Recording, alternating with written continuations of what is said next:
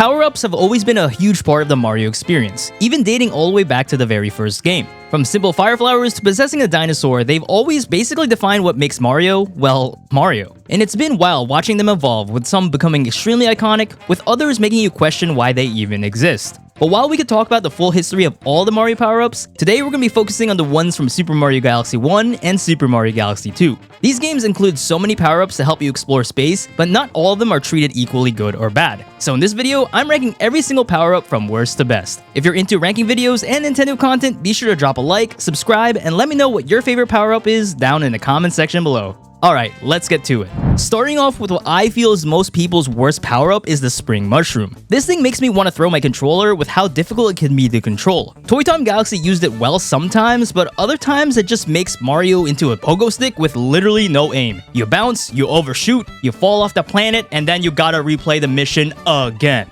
I do think the Spring is memorable, but unfortunately for all the wrong reasons. Controlling this thing feels like Nintendo made it specifically to test your patience. Overall, it's cool looking, but it's just painful to use. Honestly, the best part of it is just when it's finally over. At number 12, we have the Ice Flower. It's such a great idea on paper. Freeze water, skate across lava, like you feel like an absolute boss when you use this item. But in practice, yeah, I think it just falls a bit short. The Ice Flower shows up and you're like, oh sick, I can skate now. But then the timer runs out before you can even really enjoy it. Freeze Flame Galaxy is definitely one of my favorite places in the first game, but this power-up definitely deserved more love. It's so unique, yet they barely let you use it. All it's really meant for is to skate across difficult areas and maybe wall jump for a few seconds. Basically, it's just total missed opportunity.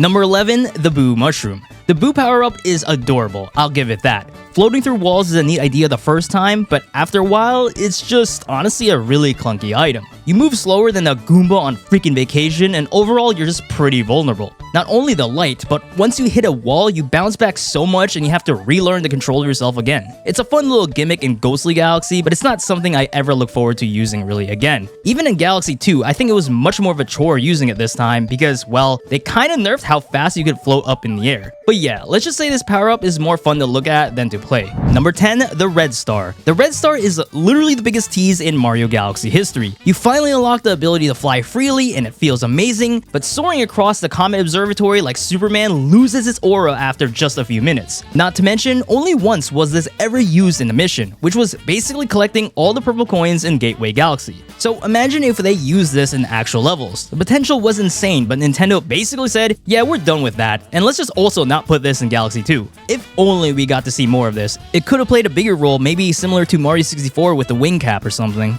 At number 9, we have the Bullberry. Now here's a power-up that doesn't really get talked about. Feed it to Yoshi and it lights up hidden platforms for a few seconds, revealing paths that were invisible before. The Bullberry itself is not flashy or over the top, but I do think it's a great concept for exploration and adds a cool tension when the light starts to fade. It's not horrible, but it's also not great, so I just think this power-up serves its purpose well for what it is. At number 8, we have the Blimp Fruit. The Blimp Fruit might actually be the goofiest thing of all time. In Mario Galaxy 2, you feed Yoshi this blue fruit and he inflates like a balloon and becomes Big Yoshi. But nah, for real, with this power-up, you're floating up like it's basically Willy Wonka's chocolate factory. It's silly, but it's fun, and it's surprisingly useful for reaching hidden areas and getting pretty much a perfect vertical boost. It's great when it comes to Nintendo weirdness, and I absolutely love it for that. Definitely more fun to mess with than the Bullberry for sure. At 7, we have the Fire Flower. The Fire Flower is such a classic, and it finally felt different in Super Mario Galaxy. Throwing fireballs in full 3D is satisfying as hell, especially when you're lighting torches to solve puzzles or when you're just wanting to take out the enemies. Even though controlling it can be a hassle, my only real complaint is the timer. I just wish you were able to use it as long as you would like in the other Mario games, but you know, I guess that would make you more OP.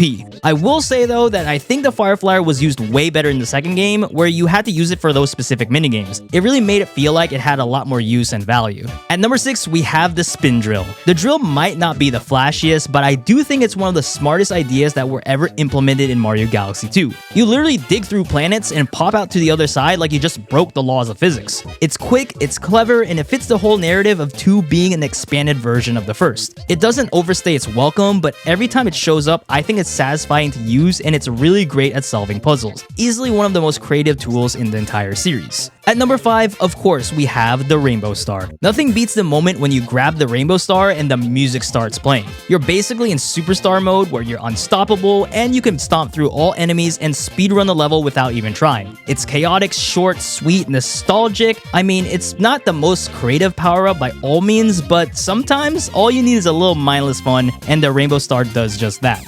At number 4, we have the Bee Mushroom. Bee Mario is just the definition of chill. It might be slow and floaty, but it's one of the most relaxing power-ups in both games. Flying around Honey Hive and Honey Bloom Galaxy while the calm music plays just makes Mario Galaxy feel super cozy. The power-up itself is not really intense, but honestly, it doesn't have to be. At least you're able to explore and float around the environment, which is one of the few power-ups that allow you to do that in this game. I also like how it's not overly OP, unlike the hover nozzle in Sunshine. You're still vulnerable in some ways, which makes it pretty balanced. At the bronze medal, we have the Dash Pepper. This is one of those power-ups that instantly turns everything into a highlight reel. Here you give Yoshi a hot pepper and suddenly he's zooming across water, running up walls, and probably straight into lava or something, cause bro, sometimes it'd be difficult to control him.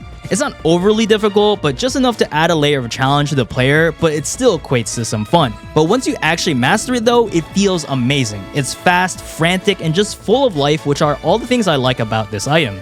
At silver medal, we have the Rock Mushroom. Rock Mario is like destruction therapy. You can roll around smashing enemies, breaking rocks. You can even play Wii Sports too. Like, bruh. However, I do think the one real downside to this item is not being able to stop at free will. Once you're rolling, you're pretty much committing to it, but honestly, I think that's what makes it so fun and adrenaline rush-like. It's super loud, ridiculous, and it's one of Galaxy 2's most entertaining power-ups by far. Nintendo did a great job incorporating its use to some of the other galaxies in the game. And finally, at the gold medal, number 1, we have the Cloud Flower. This power-up is straight up OP. It gives you freedom, control, creativity, bro, an all-in-one package. Making platforms wherever you want changes how you approach every level. You're not just following the stage, you're pretty much building your own path. It's one of those items that makes you stop and think, wow, this is why I love Super Mario Galaxy. Every time I use it in Cloudy Court, Fluffy Buff, or even on the perfect run, it just feels super magical and awesome to use. This item is easily the best power-up in the entire series, heck, maybe even top 5 of all time. Maybe another video idea in the future? But yeah, that's my full ranking of every power-up in Super Mario Galaxy 1 and 2. Some made me rage, some made me smile, and some, yeah, I'm looking at you, Spring Mushroom, made me question Nintendo's design meetings. Even with my disagreement with some of these, we can all agree that all of these items played an important role in the game's stories. And honestly, at the end of the day, that's what really made each of them very special. So yeah, what is your favorite Galaxy power-up? Let me know in the comment section below. Also, if you did enjoy today's video, be sure to drop a like, subscribe, and tune in for more Mario content here on the channel. Thanks for watching, and I'll see you guys in the next one.